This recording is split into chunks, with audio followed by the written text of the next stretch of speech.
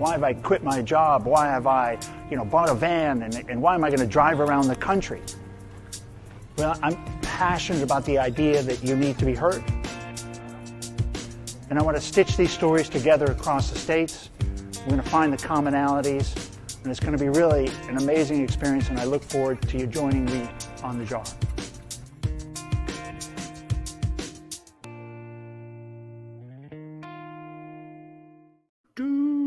Hello, everybody. Welcome to Mental Health Today. Good. I think it's a good Monday morning. Beautiful sunshine here. I am today in Jackson, Mississippi, doing some shows on the JAR podcast. But this show is brought to you by the JAR Foundation. It's really all about bringing people onto the stage, giving them a platform to talk about what their experience is in the mental health space, what they're doing to kind of help the crisis that's out there, observations, et cetera. We get founders from different companies creating applications and new solutions. We've got people in the traditional therapy space owning clinics as well as therapists, all kinds of different people. Today, we've got Jeevan, and it's kind of cool.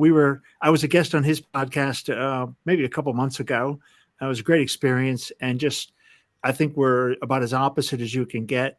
I had another opposite moment the other day. He's just from a different part of the world and got a different background. And he's about half my age. And there's just like so many, but we've got such a kindred spirits around positivity and, kind of, I'd say stupid, but good vibrations, and just trying to use those tools to kind of help manage our own mental health. And we really had I think we had a good kind of a bond around that we both have found that to be a tool that helps us. It's not always going to, get you through. There'll be times when you need help, professional help, but certainly I think, having these tools, these preventions, and talking about those. So I think, John, welcome to the show. Thanks for being a guest. Maybe how about a little background about yourself, and, just kind of poke around, and I think you know the drill. Yeah, well, thanks for having me on, Ken. And as you said, it was great to have you on my show, so thought I'd repay the favour. So for your audience, I'm an author, a self-development author. I've written a book to becoming their best selves, and that's by using your mentality to get to the next level. And I've got some experience with mental health. I'm not saying that I'm a doctor, and we're probably not going to talk too much about the higher level schizophrenia and all those sorts of disorders. But what we are going to probably talk about is how to improve the mental health state that you have currently, just from very basic observations and things that definitely work. Super.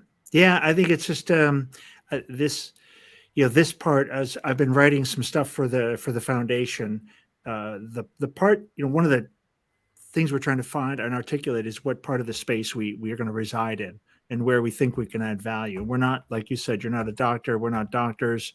We're just passionate about the crisis and trying to find our niche. And so it is, for me, a lot of this is around prevention, and the tool set are things we can help people, get in their hands, because there aren't doctors. So it's people like yourself that are, and in some ways kind of on the edges, are also on the front lines. No, absolutely. And as you said, you've got a problem, or admitting something. So for those people who maybe are having bad thoughts or negative thoughts or feeling depression, in inverted commas, it's first of all observing that and identifying that. Once you've identified something, you can then look to change something. Yes. So for me, there's really, and again, as we said, out of the remit of people with schizophrenia and certain disorders, there's really, for me, two ways that people have poor mental health from, again, my observations. One is they don't like their environment. So if you're in an environment that you don't like, so maybe you're living at your parents' house and you want to move out. Maybe it's that you have got a job that you don't like. Maybe it's that you're living in a city that you don't enjoy anymore. And we can list off hundreds of things here. And that puts you in a bad state, because you aren't in an environment that you can thrive in, which puts you into a bad mental state. That's the first one. The second is, regardless of what environment you're in, you always look at the negative. So you could have a loving wife, a family, you could have a high paying job, but you're the person who focuses on the fact that you've still got a mortgage to pay, the fact that you're getting woken up in the middle of the night by your child, the fact that you have to go to work for 7-8 hours a day. You're focusing on the negative, which then puts you into a negative state, which then makes you regret your life choices, essentially. So I think if we can just change those couple of things, as well as obviously the basics, be more sociable, go out for walks, exercise, all the very basic things. If we can be more optimistic and change our environment to be more in line with what we want and the best environment that we can get.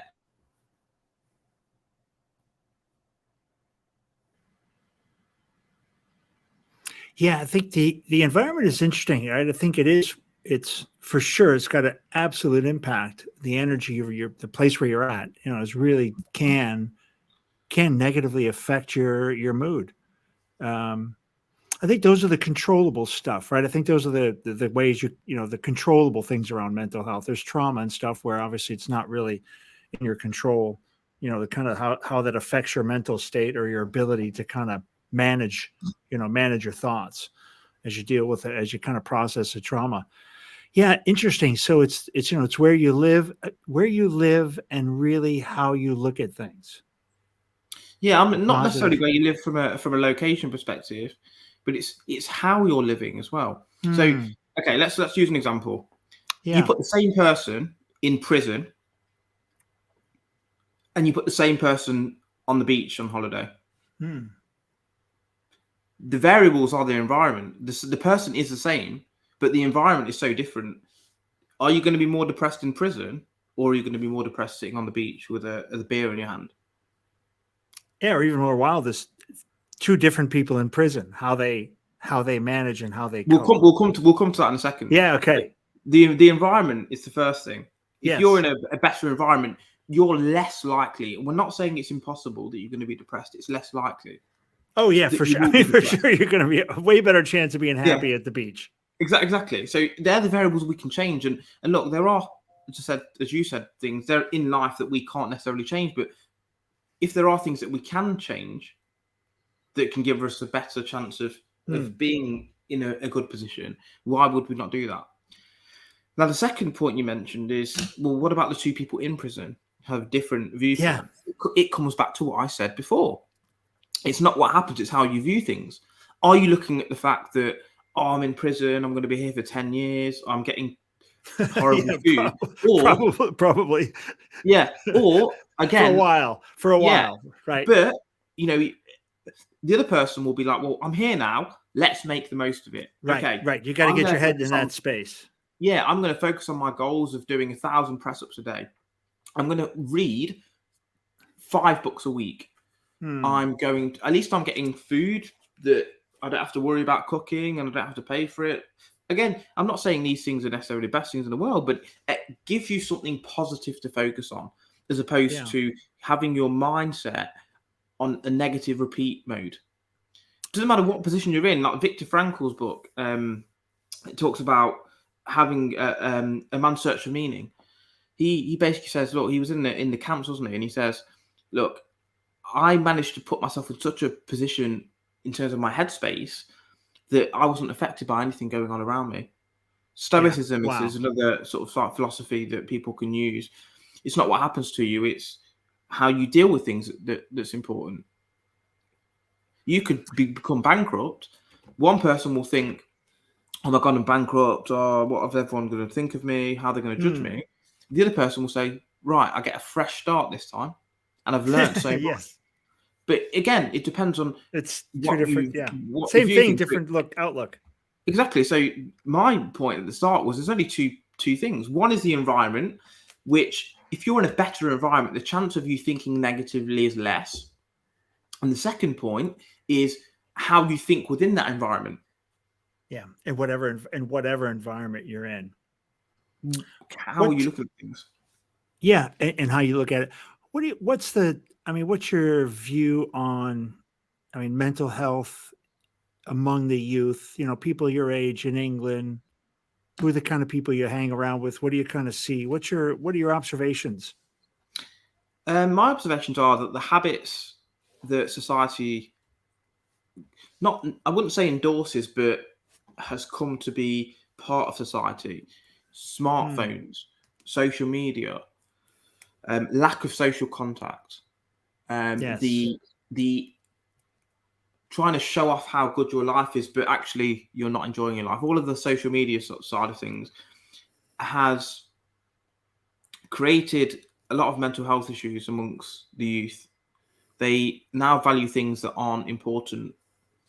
So, as an example, if you can settle something with money, it's probably not very valuable. In all fairness, the best things in life, I know it's quite cliche, but the best things in life are free. People don't value necessarily their family anymore or their real friends. They would rather have 1 million followers on. It's kind of a powerful statement. The best things in life are free. As in, you didn't have to pay for them. You were born with certain gifts, your health, your intelligence, the air that's around you, etc., Yes. etc., etc. But people value what we buy. Oh, your cars, your house, the clothes that you are wearing, all things that you have traded money for is what people see in terms of value. But actually, it's really the things that you didn't buy that are valuable. Yeah, that's so, it's so simple but so profound, and I forgot that statement. I don't think I ever realized really what that meant until you put it in this context. So the phrase has a whole different meaning for me now. Yeah.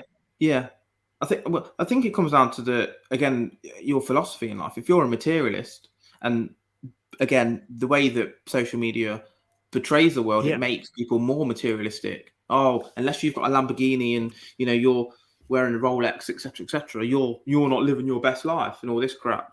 But sometimes it's the people who are working with dogs and they live on a farm or whatever, and it's not the fact that it's the farm; it's the experience they're having on a day-to-day basis that's exciting. Yes, you maybe have bought the dog, but it's the relationship is free, if that makes sense. Because because I'm using the counter argument now. Well, you're saying, well, actually, those things cost money, but it's not. You haven't bought that relationship. That relationship is something that doesn't cost money. That's nurture. Relationship with your parents, your kids, they cost to look after. But again, it didn't cost money to buy the kid, did it? In fairness. So that's what we mean by the best things in life are free. Yeah. Oh, that's a great reminder, and for me, like I said, a different version. What's it like in the UK overall? I mean, mental health. What's in the US, we hear about the vaulted UK system for health. You don't have to pay, or you pay a small amount compared to the US. Here we have an incredible shortage of therapists. And especially where, the country's real large. So geographically, physically seeing a therapist is next to impossible in some cities and areas. Obviously in cities, it's you have a better opportunity because there's therapists there, but of course you're competing for a lot of other people. Now we've got now remote therapy online. What's it like with the UK system? Because I think that's where most people would want to go is through the NHS. I just think there's a huge stigma attached with still in the UK. I think it's just always going to be the case. It's just the name mental health. Yeah, it's a shitty marketing name, to be honest. I mean, you really got to come up with a better name for a broader appeal. Yeah, it's the word mental. If you were to say,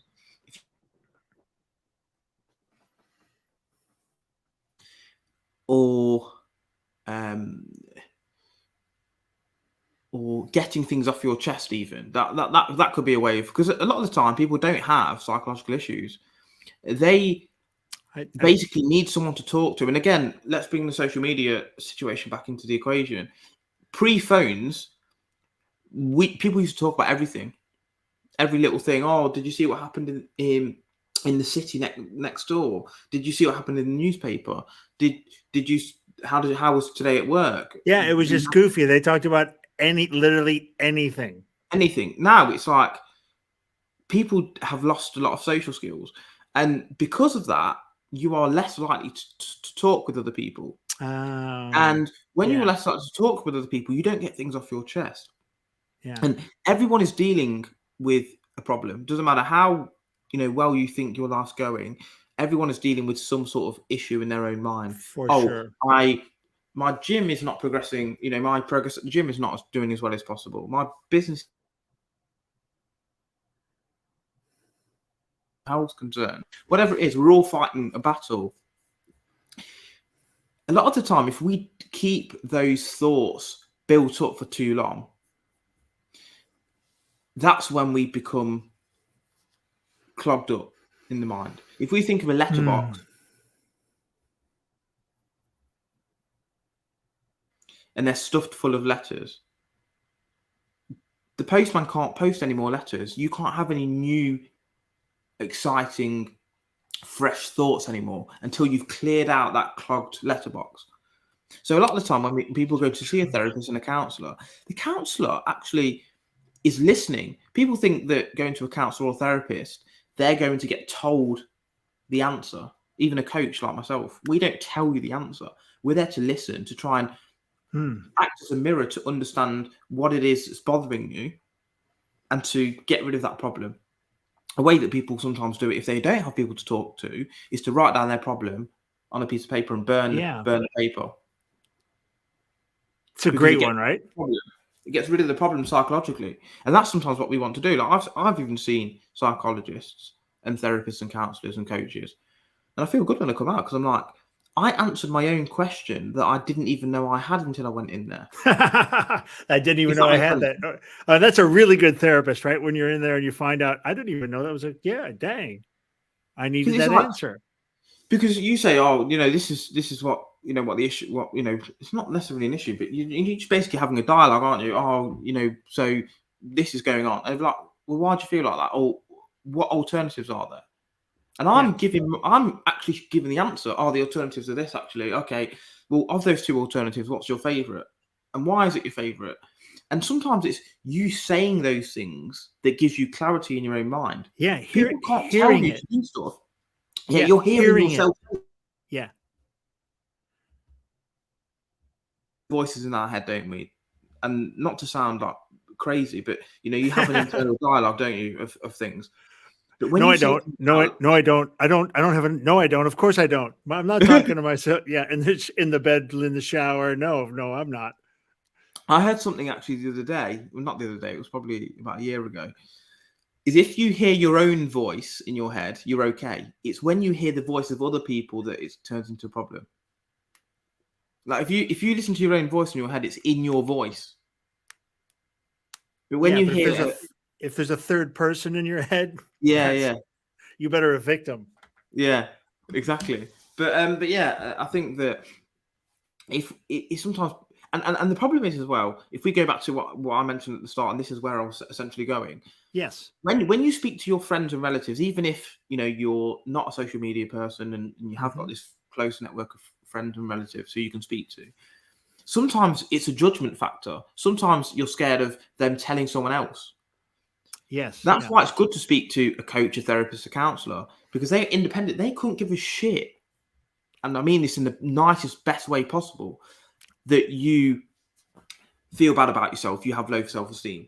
No one can give a shit that you're a virgin or that you're overweight and you feel bad about yourself. We're here to help you. If you talk to your friends sometimes, and it's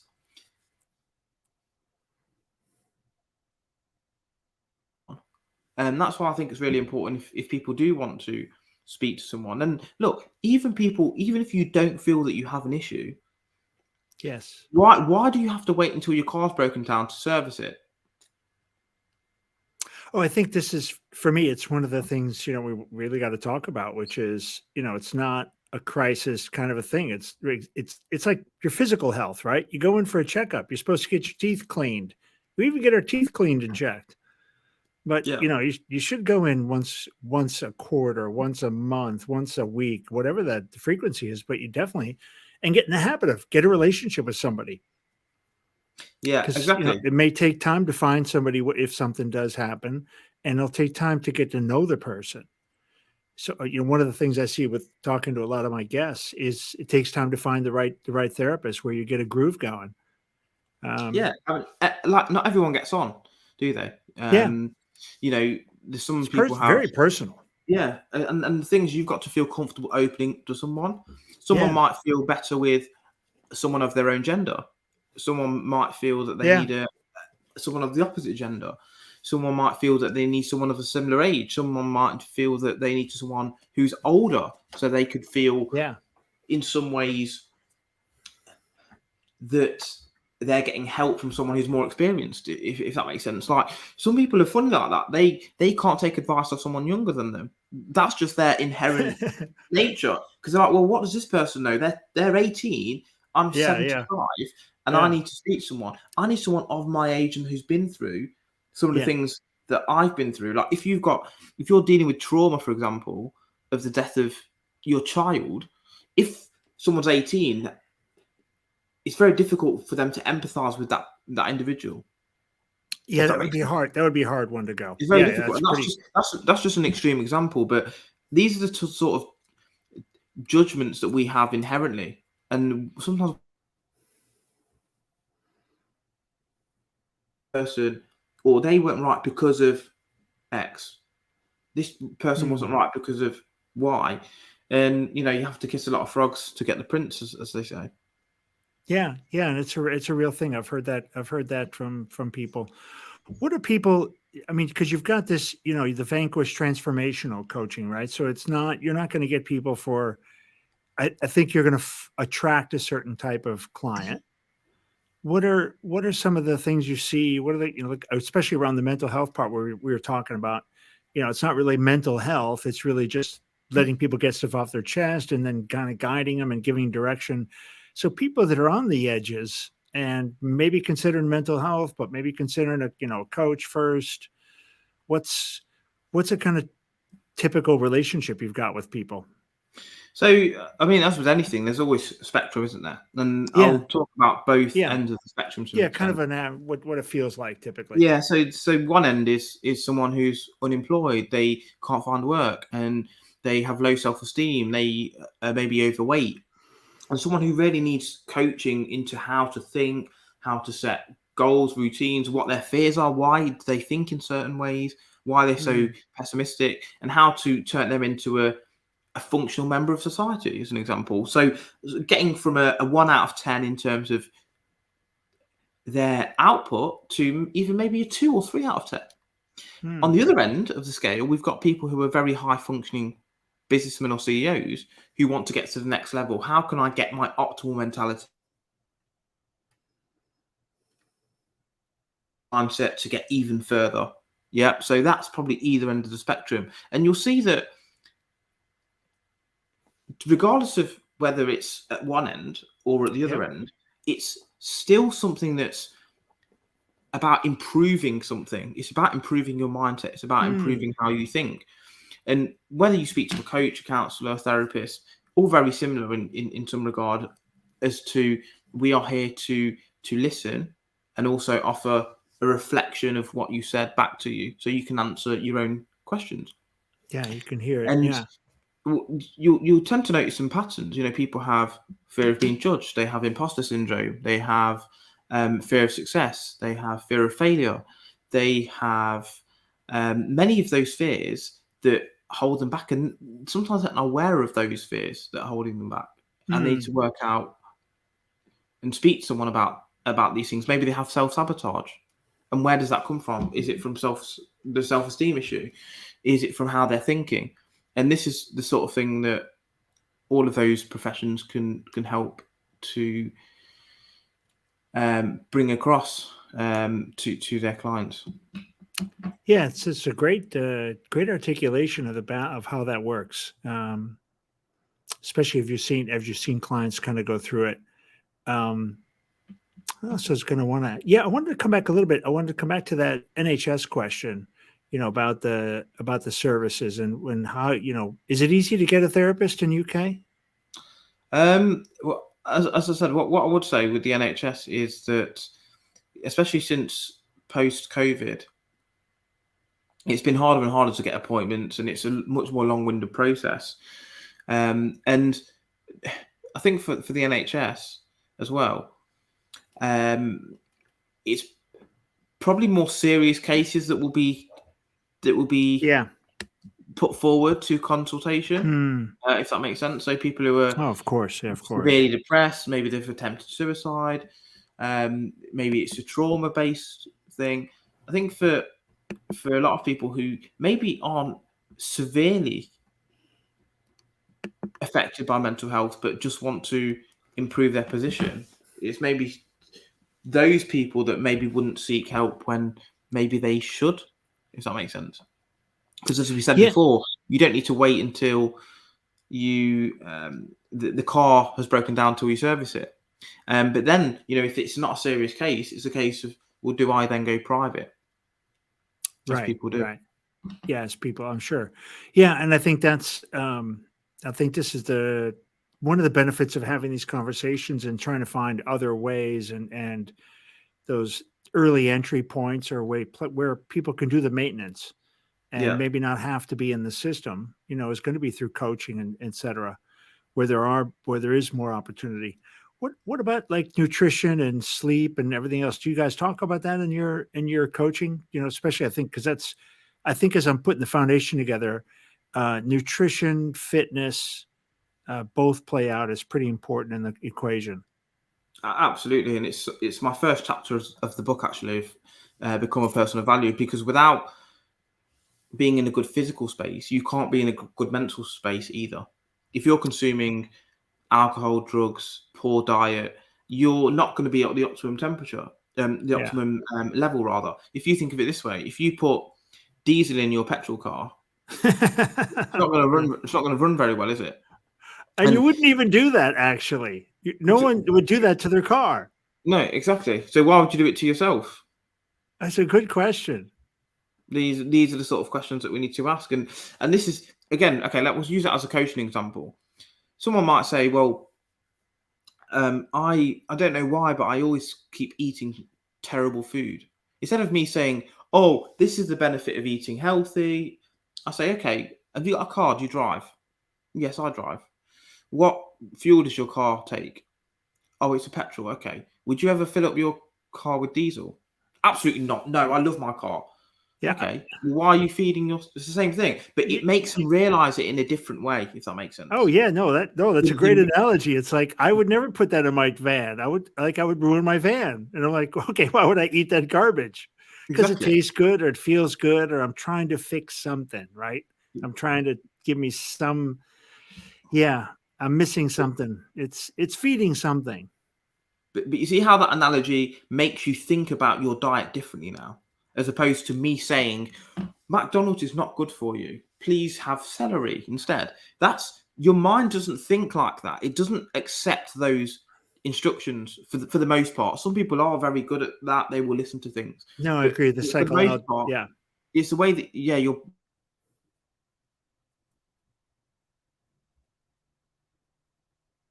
be lasting change.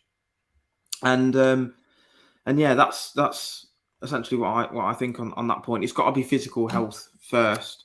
So you need to have a good diet. You need to be consuming the right thing. You need to have a good level of sleep. You need to be drinking good, clean water. No one's saying you can't have, a treat now and again. But again, let's use an example of a dog. Would you feed your dog treats as their meals forever? Or would you give them solid meals first and then give them the treats as extras? Yeah. What would happen if you fed it? Would you feed your dog a Pop-Tart? Yeah, exactly. Probably, but it wouldn't be very nice to him. No. Jeevan, it's been a great chat. We're at the end. How about some closing thoughts? I mean, this is really good. I love the conversation, especially around, just educating us on how and the value of the coaches and how they play into really giving people other alternatives and how they play a similar role to therapy. That mirroring that you described as a technique with coaching is, I've seen it. It's a great, powerful technique. So how about some closing thoughts? Well, I think the first thing I would say, and as we spoke about at the start, we're not here to talk about schizophrenia or diagnosing, but if you're unhappy with your situation, you have that depressed, in inverted commas, feeling that my life isn't what I want it to be. How about we decide and define what an ideal life would look like for you? Yeah. Because if you're living your ideal life, surely you would not be depressed. First thing. Secondly, is if you aren't in a great position or a great place, yes, you can have this plan, but also life is your life the dream life of someone else? So, for example, I'll use myself as an example. I have my own podcast show. I run a podcast. I have a book out. I'm a coach. I work as a financial advisor. I do judo. Except I own my own home. I've got a car. I've got a dog, etc., etc. Someone else would love to be any one of those things. So I need to be grateful for that. If you're grateful for something, it puts you in a better mind state instead of being envious of someone else who has the bigger car, the better house. Someone else is jealous of what you have. So you should be grateful for that. And that will put you in a better mind state. If you can think optimistically and not pessimistic. For example, if you own your own house and you're worried about the mortgage payments, at least you have a house and you're not renting. It's a good worry to have. Yeah, you're living in a nice Western country with, you've got job opportunities, you've got the government looking after you in some respects. And let's not go too deep into this, but on the face of it, or you could be living in Afghanistan or Somalia where you'll have nothing. Things could always be worse, and that's how we need to start thinking about things. But we need to have the gratitude, but we also need to have ambition to improve our position and our environment to put us into a better state. Awesome, Jeevan. Yeah, I'd agree. We got to have a little bit of that. We got to have the gratitude. So key, but also got to have a little fire to make things better. Thanks again, Jeevan. And thanks everybody for, watching. If you've been watching or if you're listening here on the Apple or Spotify stuff, thanks very much for that. Do give us a little like and a follow. Mental health, really important. And we're just trying to do our little piece. I'll see you on the other side.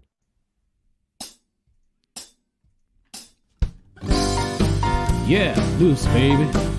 But we're about to go and make this vessel with these great professionals at Public Glass. We're not part of the community, but we're from the outer family of glass blowing. Yeah, we're going to go make a magical giant jar with optic lenses so that if you turn it, it changes all the time. So if you change the way you look at things, the things you look at change.